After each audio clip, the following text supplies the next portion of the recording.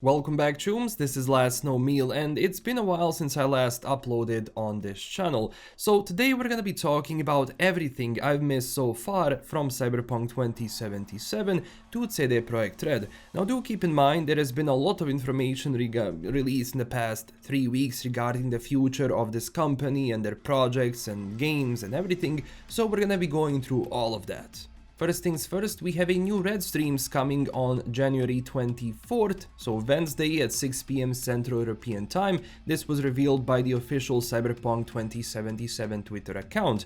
And they also said that in this episode they're gonna be bringing Minji Chang, who is the voice actress of Songbird in Phantom Liberty, along with Borys Muraszkiewicz, who is the English Adaptation Director. Now, of course, when it comes to just topics regarding this RedStreams, there has been a lot of questions on what's gonna be happening. Are they gonna be revealing something new? To be honest, I do believe this RedStreams is mostly about behind the scenes stuff. That's why they're gonna be talking about some of the stuff during development, probably from, Phantom Liberty and in general Cyberpunk 2077.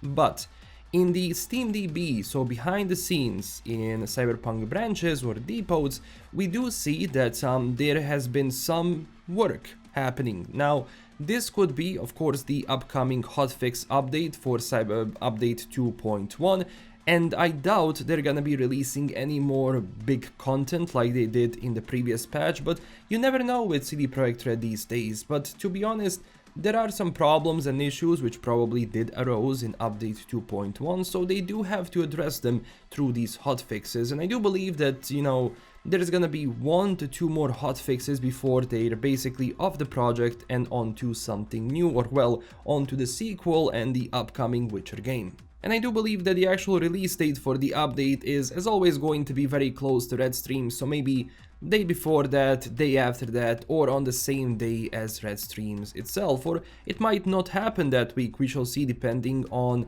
how big of that update or well hotfix is and how much time they need. And as always, I will be restreaming this event here on YouTube, so stay tuned for the actual link. Now, the next story I want to talk about is something which has been circling the news media for the past 2 weeks, and this has been sent to me by people.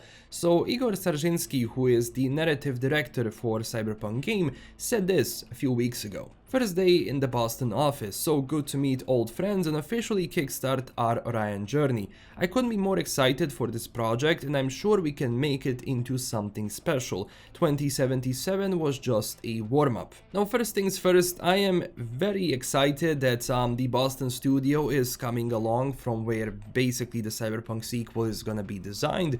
Now, we do know that right now the actual stage of production is very early, so I'm talking conceptual stages, because right now the main focus is going to be on The Witcher, the new Witcher game. But of course, when Igor said this, it does make sense, because keep in mind that ever since its inception, CD Projekt Red was focusing a lot on The Witcher, so we're talking third-person action-adventure RPG, which is also like about sword fighting and some of that stuff.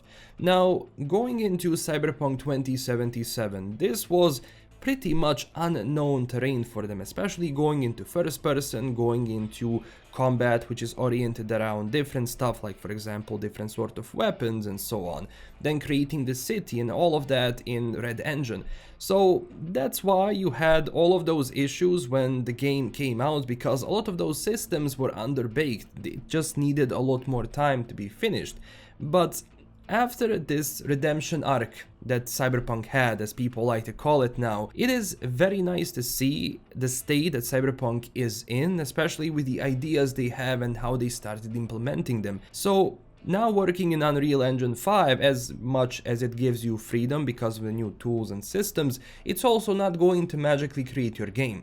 So I do wonder what is gonna be the case with Orion, and how big is it going to be compared to Cyberpunk 2077, and not just that, but also some of the design and maybe gameplay decisions that people were kinda expecting to happen in the sequel. It's gonna be interesting if they learned from all of the mistakes they had so far, and how are they gonna be implemented into that sequel. Especially regarding the story, regarding the setting itself, and how long is it going to be after 2077 events. because if one of the things which I always wanted in Cyberpunk 2077 is that, well, those life paths be more fleshed out in terms of how you start your character, because, well, in Cyberpunk 2077 you kinda start the game and then there is this skip which we all know about, the cutscene, and you're already somewhat of a mid-tier merc in Night City. Of course, you're not Afterlife merc, but you're kinda getting there after you kinda start playing it. So I do hope that maybe in the sequel there is a lot more like of that life path fleshed out, especially when you start with a new character. But I'm sure this is going to be a very good wind in the back of developers, because we do know from a couple of weeks ago that Phantom Liberty has sold over 5 million copies, and we can see that from SteamDB. We can see how many people have returned to the game, and going from the average daily players now, there is a lot more prior to the update 2.0. So the update 2.0, Phantom Liberty, and now of course cherry on the top being update 2.1, really pushed a lot of people to go back. And I'm pretty sure that even though, you know, CD Projekt invested a lot of money into fixing this, and of course Phantom Liberty alongside of it, that money has paid out, which is very good. Now for the end, I do want to talk about Adam Kicinski interview that was actually happening on Parkit.com. Now do keep in mind that this is a Polish website and I used Google Translate to translate this interview. So if there is any mistakes when it comes to what they have been asking or what Adam was actually responding to, if maybe the translation wasn't right, you can feel free to just correct me down below in the comments. So in this interview, I do believe that Adam Kicinski goes through a lot of good topics here, especially when it comes to the future of the games and their company. So one of the things we have learned last month, or at least I think 2 months ago, is that right now Adam Kicinski is going to be serving as a Chief Strategy Officer in CD Projekt Red, so he's going to be stepping down as CEO of the company. But as he does reply in this interview, he is still very much associated with CDPR, and of course he's going to be pretty much within the company because he doesn't plan any other ventures, which is very nice. And then afterwards he talks more about the sales of Cyberpunk 2077 and Phantom Liberty, especially post update 2.0 and Phantom Liberty itself, which we did talk about and said that it sold like a lot of copies and made them a lot of money. And when asked about 2024, he said that right now the most intensive work is going to be around Polaris, or well, the next big Witcher game, which honestly I am really excited about. Like, it's been so long since The Witcher 3 came out and I am very much excited to go back into this world, which pretty much shaped this channel into what it is today, along with Cyberpunk 2077. So right now, as he said, there is about 330 people working on The Witcher, and, you know, by the next year there's gonna be around 400, which is the full team, and the work is in full swing. Now also they're gonna be starting work on Orion, the next large Cyberpunk game, which we do know from Igor Straczynski, which we talked about, so that game is still kinda early concept phase, but it's still being made. And this is pretty much what Adam Kicinski said. The conceptual stage started some time ago. We already know what Orion will be, which is very nice because I cannot wait to find out.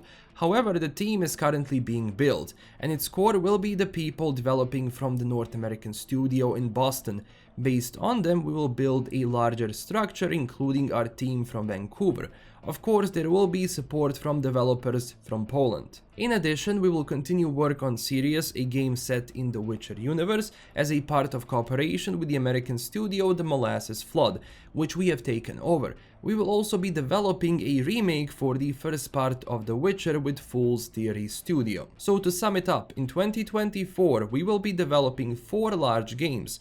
Of course, at different stages and with different intensity. However, this does not mean that CD Projekt will be quiet next year. As a part of the concept we call Flight Wheel of franchises, we plan many activities. However, we cannot reveal any details for now. And pretty much as a Cyberpunk fan, and probably to you the viewers, this means very good, because even in 2024, even though this is pretty much done when it comes to Cyberpunk 2077, we're still gonna be getting something new. So is it going to be big? Is it going to be small? Well, that's pretty much unknown so far.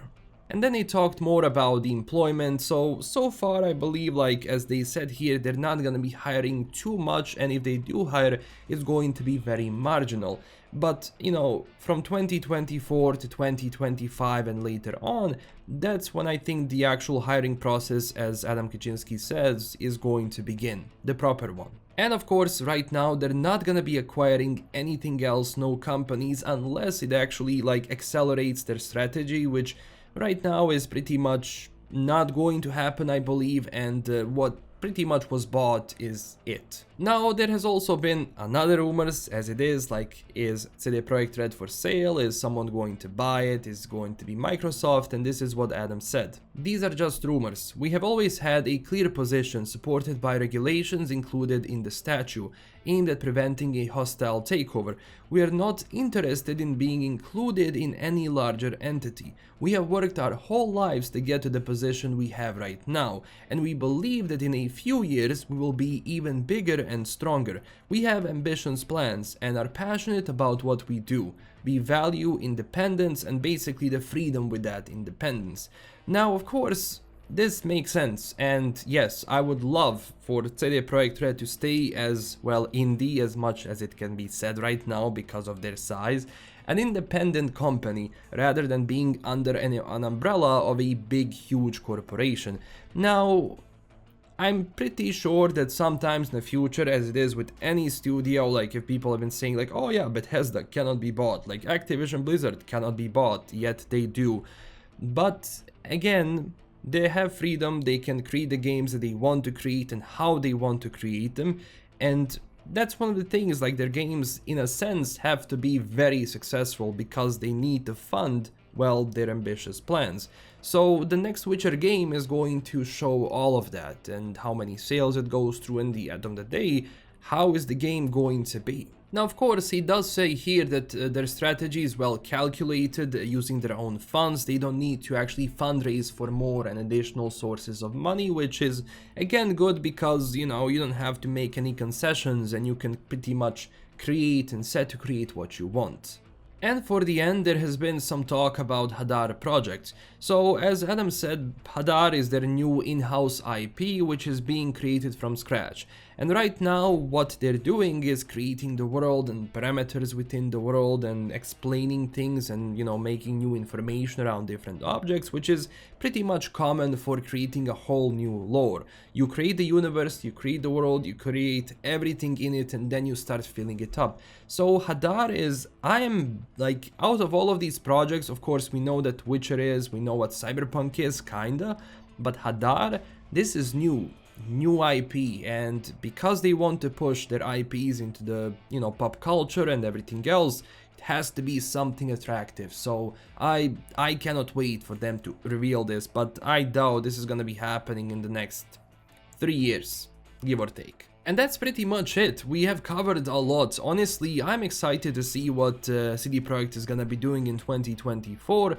Of course, there's gonna be more Cyberpunk 2077 video. We have RedStreams, a new update. I'm gonna be talking about that. So stay tuned for everything else. If you enjoyed this video, don't forget to smash that like and subscribe button for more. And also tell me down below in the comments, which project from CD Projekt are you mostly excited about? Also, check us out on Twitter and Discord, and huge thanks to my current Patreon supporters. This is LKM signing out, stay classy everyone, and bye bye.